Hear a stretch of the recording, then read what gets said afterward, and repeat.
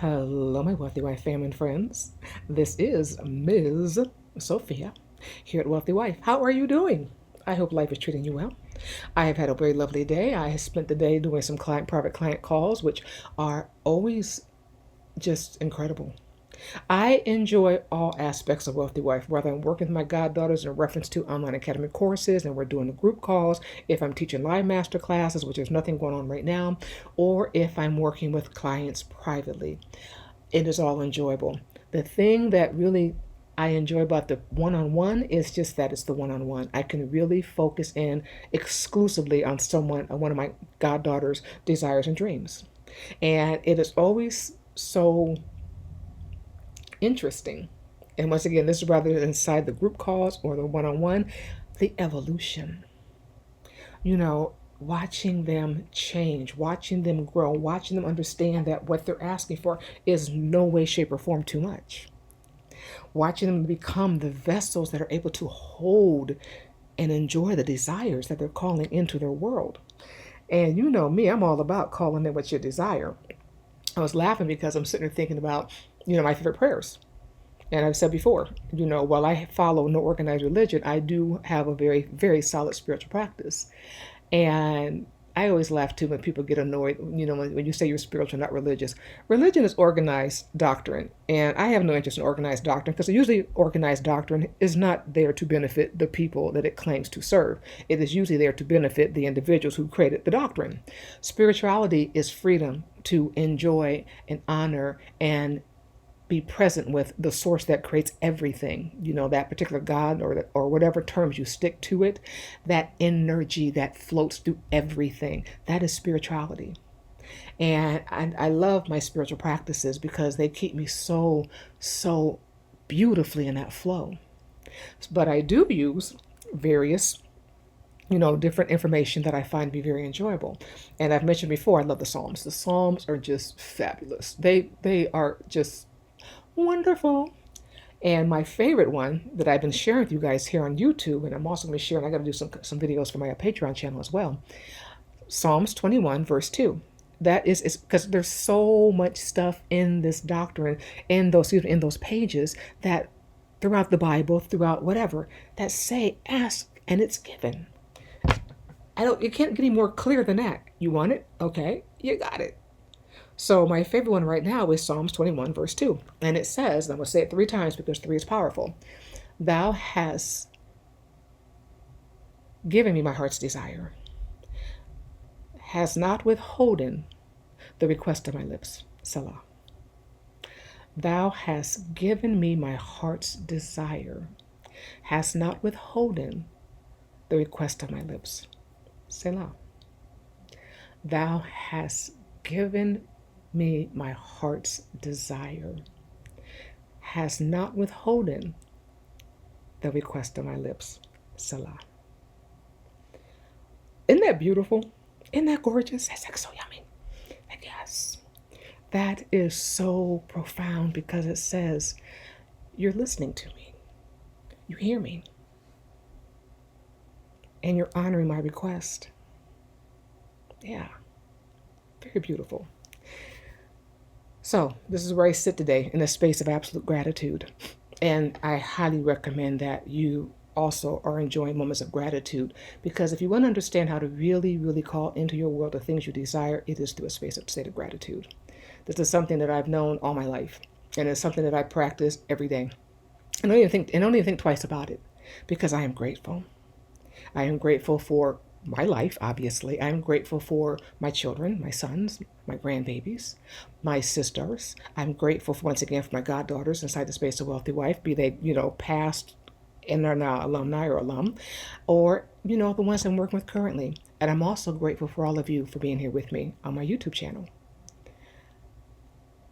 And I was thinking about this because I'm in the process now. I know I just mentioned I stay in the space of creation, and I have to laugh because I know you guys are looking like I am always putting out stuff. I can't help it. I'm not even gonna lie.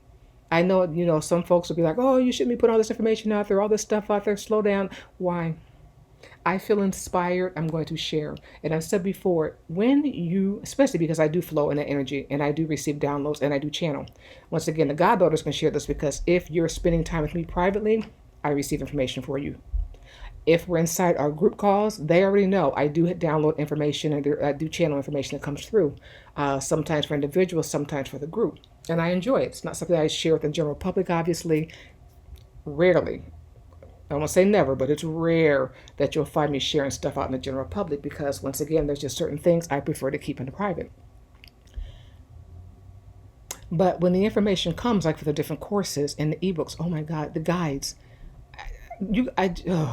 as I mentioned, I just shared with you guys a new guide that came out in reference to the world of wealthy wife's world of rich, affluent, rich, and wealthy men, their hobbies and their interests and more. Their hobbies, interests, and more. And the reason why I'm sharing that particular one, and there's more, I kid you not, there are so many. I'm not even going to try to count them right now because I just keep getting inspired and more ideas are coming in because of the need for women to be better informed, to understand what they're doing in their lives, especially in the space of affluent, rich, and wealthy dating, romance, and marriage. There are so many misconceptions, so much BS, so much fear, there's just so much about, especially when it comes to dating with money, anything that deals with money. And for folks that aren't used to money, they have so many negative things to say about it. Because once again, most of them have no idea what it really means because they're what I figured out a long time ago is people project their own insecurities onto situations. Now, I said before, money is not an issue. If a person is a great person before they become rich or wealthy, they're even better people with the money. If they're just awful before they get money, they can become worse with money. But that's not money's fault. That is the individual. So while you will have great people and not so great people on every level of the economic scale, I always kind of smile when I hear women that, once again, I know for a fact have never dated anybody who had money, and they got all their opinions about, rich men are bad and you got to watch them, blah, blah, blah. But I'm like, but your 9-to-5ers and the average man, they can be pretty treacherous too. Ask women who've dealt with them. Look at your family, look through your generations. They're there.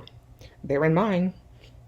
I know that for a fact. I had a grandfather who was a nightmare. I know that for a fact.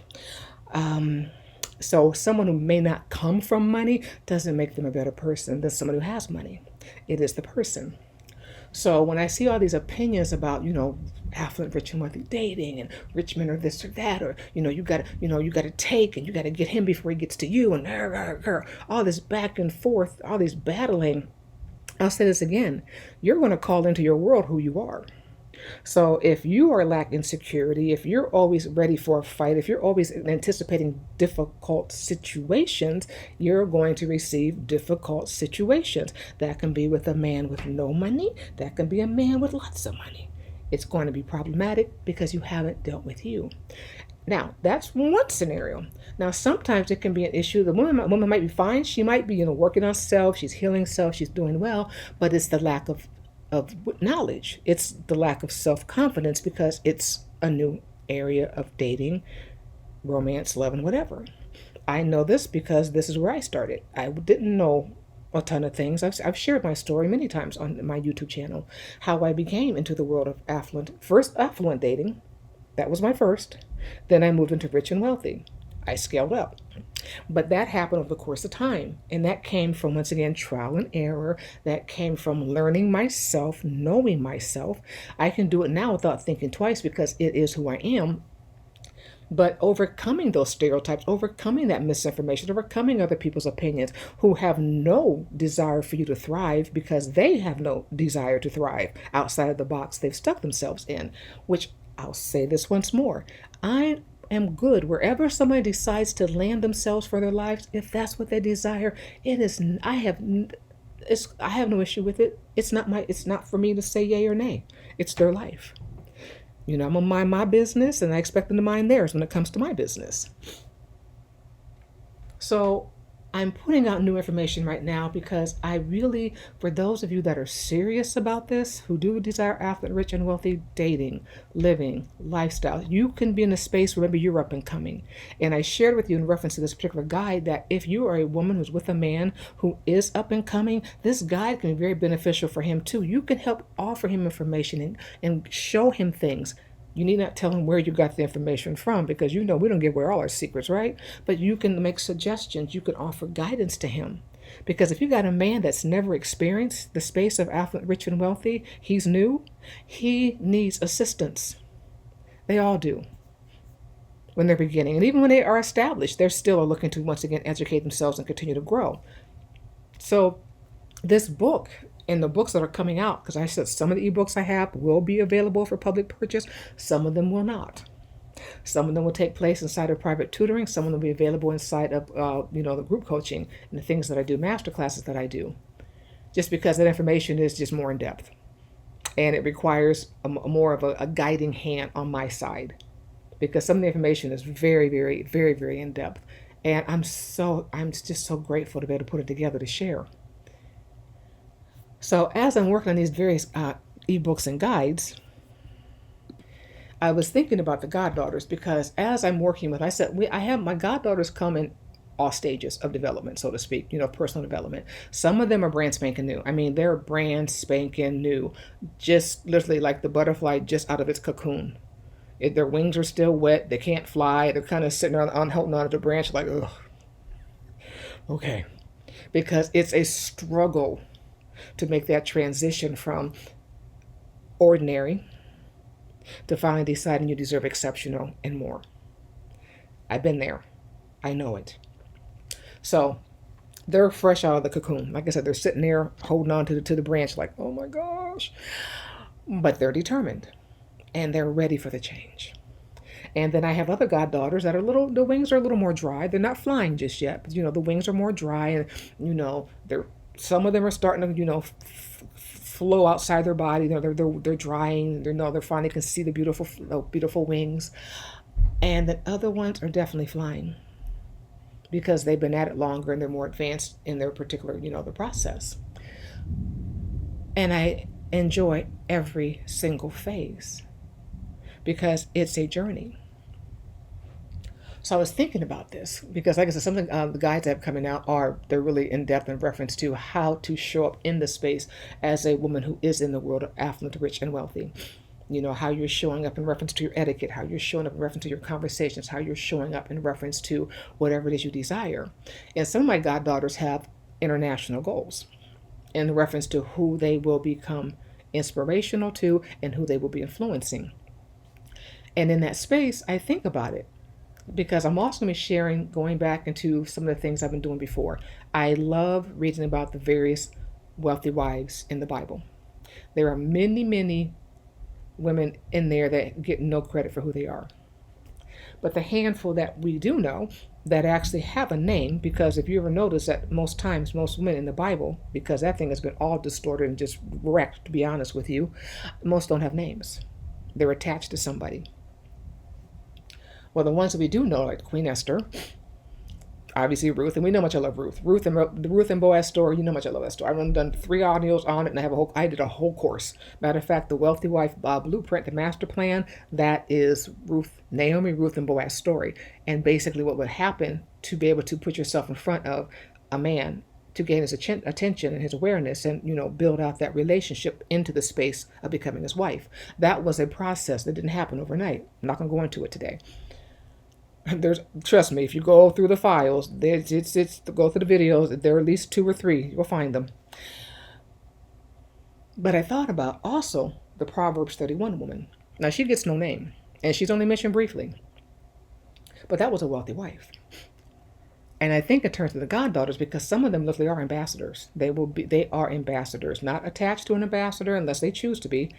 But they are ambassadors. They have their power that they have, the influence that they are creating. Ambassadors for sure, and understanding how to be part of the world on such a how can I put it? How much I'm trying to find the word.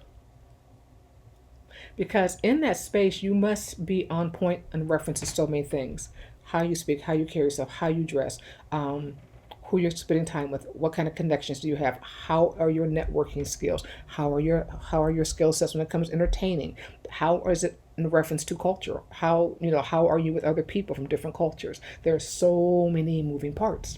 So I thought about the Proverbs 31 woman, because she is that woman. I had one of my sisters explain it, really breaking down to me some of the things that were being discussed very subtly in reference to that Proverbs 31 woman.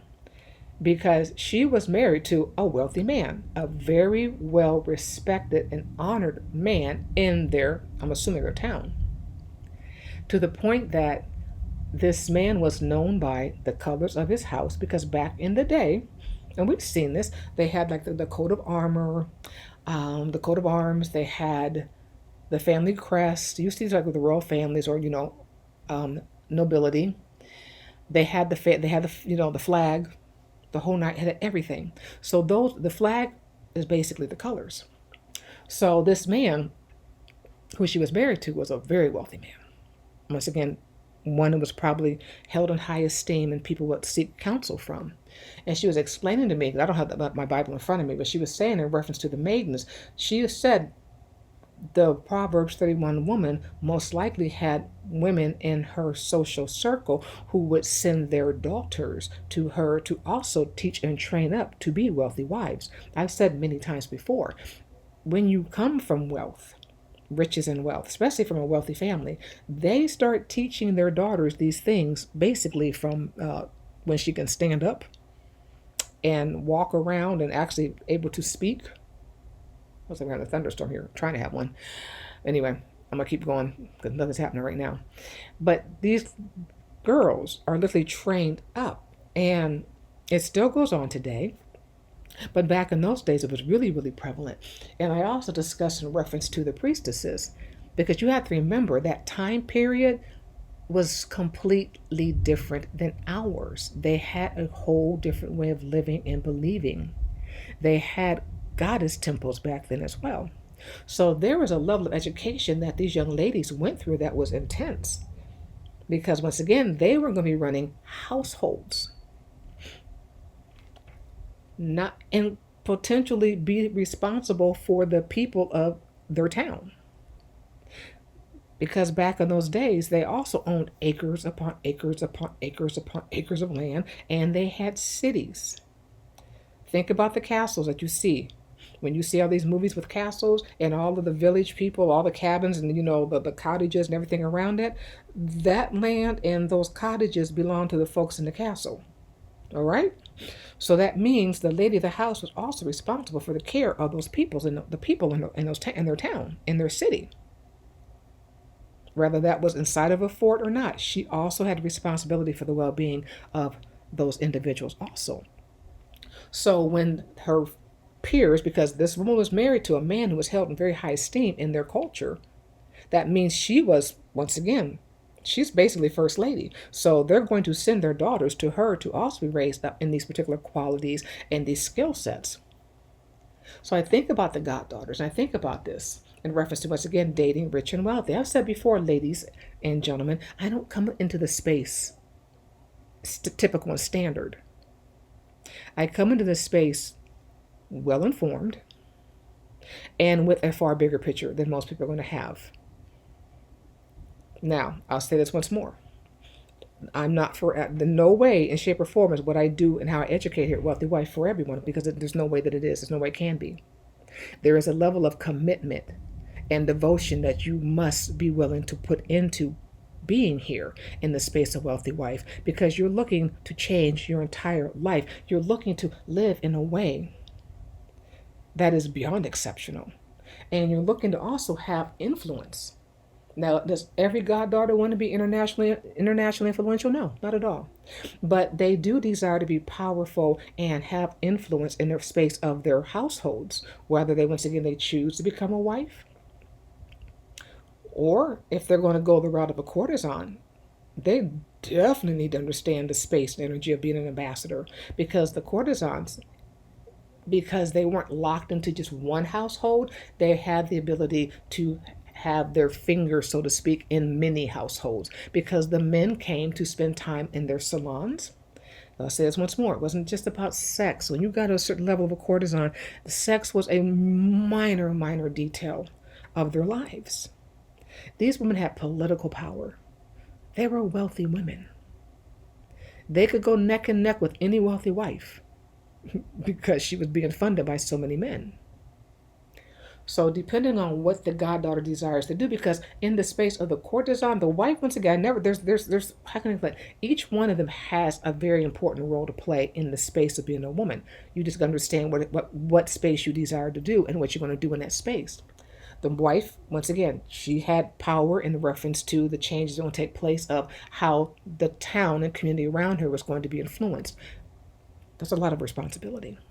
The courtesan had the ability, because she could mix and match and mingle with a variety of people. She had political power because she had the capacity to bring people together from opposing sides with nobody knowing. There were many conversations that were held in private in some private hidden room inside of a courtesan's chateau. Okay? These women had enormous houses. So plenty of hidden rooms and secret passages that men could have been passing through to sit down and work out details that they may not have been able to discuss in public. Excuse me. And just so you know, that still goes on today. It hasn't gone anywhere. It's just termed differently. So as a woman, you are amazingly powerful. You just need to understand how so. And this is once again why I speak the way I speak and share what I share, because I'd really like for us to get past some of this mealy mouth stuff I hear. I was laughing. I was on one of my Instagram pages, and there was something. This man is standing there in the kitchen in his suit looking quite serious. Ladies, what would you do? Your husband, I'm paraphrasing it. Basically, he was asking the question, your husband went to bed hungry, upset with you because whatever meal you cooked he didn't like. So he went to bed, not eating your food. And what would you do as a good wife? What? I'm going to enjoy my meal, and I'm going to probably eat his too, because I'm going to be irritated. When I get irritated, I like to eat. No, sometimes. Not always. Sometimes I have no appetite. But sometimes I'm annoyed, I'm going to eat. So I'm going to eat his plate. I'm eating my dessert too. Because as a good wife, I'm going to treat him like I treat a child. He's acting like one.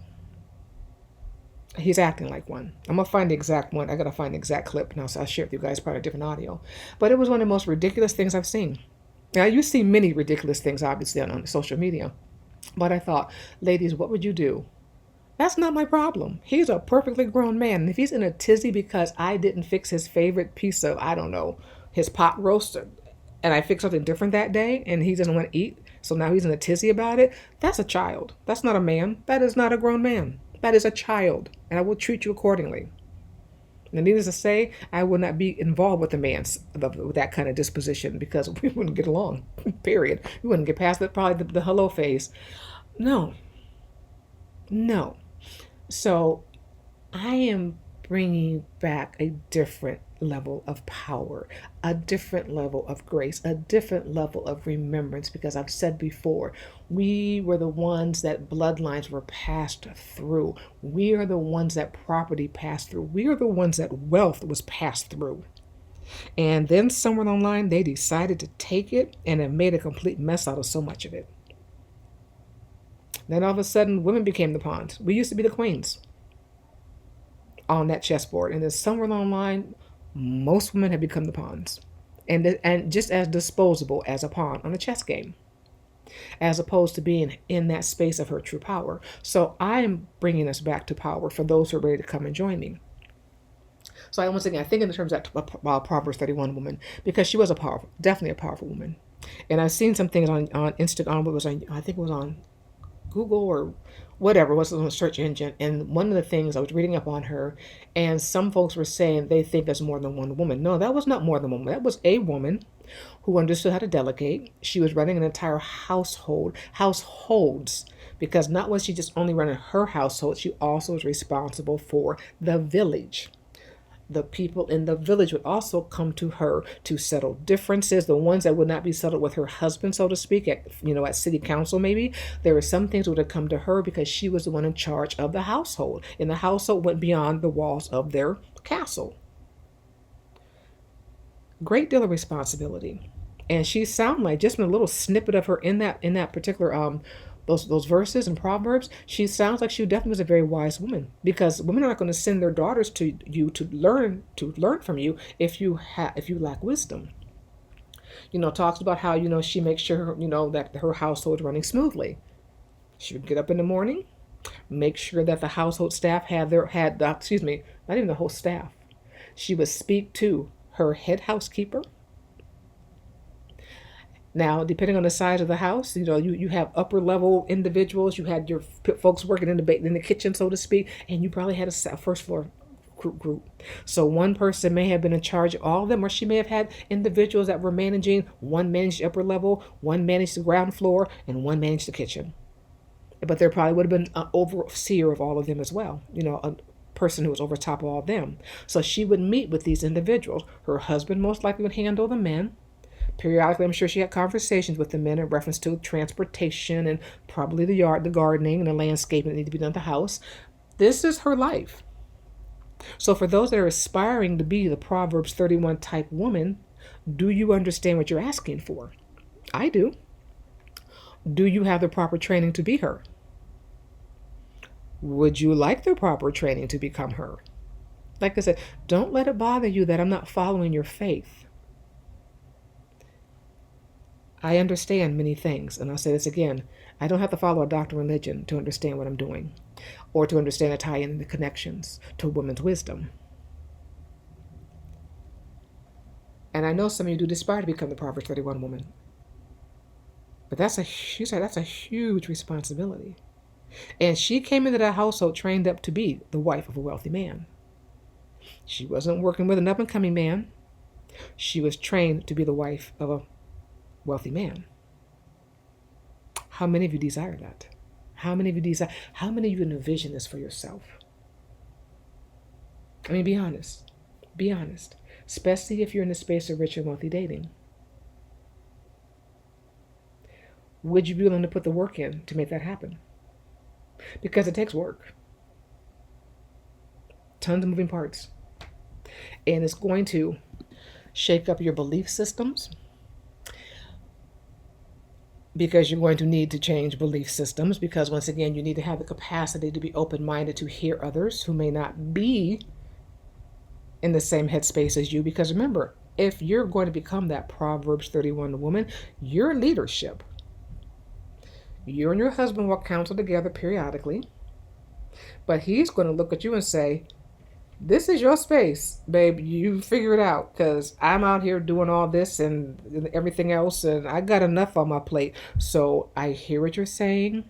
If it becomes too much, definitely come back here. But he's expecting her to rule that, what they say, with an iron fist and a velvet glove. And once again, from the sounds of it, even that brief thing, she sounds like she was a very well respected and probably very well loved and cared for woman, not just through her husband, but also through the people that were under her.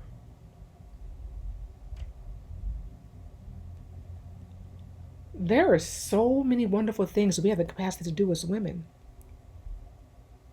And there's so many things, like I said, you guys just haven't been taught. And this is another reason why I say, if you're in a space, hang on a second, ouch, where you are dating, rich and wealthy men, and goddaughters know this, and I've said it on YouTube as well, don't burn your bridges. This is why I'm so opposed to the things about, I got to get him before he gets me and all these things, because no, you're burning bridges. Why? These can be long-term, they may not say long-term friendships, but they can become resources. They can become connections, because I'll say this once more. When you're dating rich and wealthy men, their friends are watching, people that know them are watching, and people are going to know who you are. So if you're going to stay in that space, the best thing to do is be memorable in a good way. Be someone that people are happy to see. Once again, folks are still going to talk about you, but the conversation to be a good conversation, as opposed to something that could be very detrimental to you, especially down the road. Because I know sometimes when women are younger, you don't think about the fact that you're going to get older, because that's the goal. The goal is to grow older. We don't want to stay 29 forever. Some of you might. Trust me, you won't. As you continue to live, you're enjoying your life, growing older, gaining wisdom, maturing, so to speak. It's actually quite a beautiful thing. And things that, and if you did not do things well when you were younger, they're going to come back to bite you in the ass when you're older. They are. Especially nowadays. We're living in a whole other energy field as we speak. So I say, if you're younger, start building your wisdom now. If you're in between, continue to gather and gain wisdom. If you are older, I'll tell you right now, we haven't made. Because there are things that we're not required to do. There are expectations that are not held over our head, so to speak. Like, for example, I'm not expected to reproduce again. I'm not. And I love it because I'm not going to. Could I? Yeah, probably. Don't want to. There is a freedom that comes with being older that is delicious. And it also frees up my time so that I actually have the capacity now to come and be present to teach and share information. So once again, why I love what I do. So would you like to learn how to become that kind of woman? Whether you're coming into the space of the courtesan energy, where you're going to be mixing and mingle with a variety of people, or if you're going to hone in and just be honed in to that one man. The decision is yours. And the wisdom will cross between both, because I say this again, the wife should learn the headspace and the wisdom and the flexibility and the communication skills of the courtesan. And the courtesan will understand, needs to learn how to do the things in reference to running those households that a wife will do. Once again, both roles are very meaningful. If they weren't meaningful, they wouldn't have existed. And they have been coexisting for a very long time. So think about it. If you're interested in learning more, like I said, I've got private tutoring available at the moment. I do have a couple openings left still for private tutoring. If you are ready, if you're sitting there going, Miss Sofia, I would love to be able to understand how to begin that process of becoming that Proverbs 31 woman, or the Queen Esther, or the Ruth. Like I said, they all had different paths to get to where they were. And my sister mentioned also, and we talked about this, but Queen Esther had the help of men. She had the assistance of men who held her in high esteem. Because she was in she was in a harem when she first hit there. She was one of many.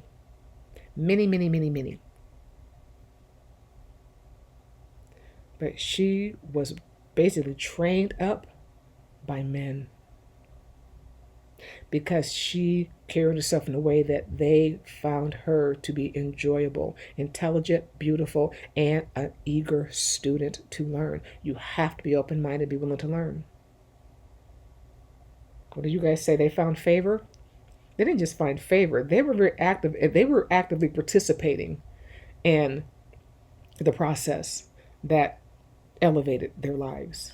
They weren't just blessed with this blessing, this whole rain down and give. No, they had to understand the protocols. They had to understand the responsibilities they were going to be stepping into.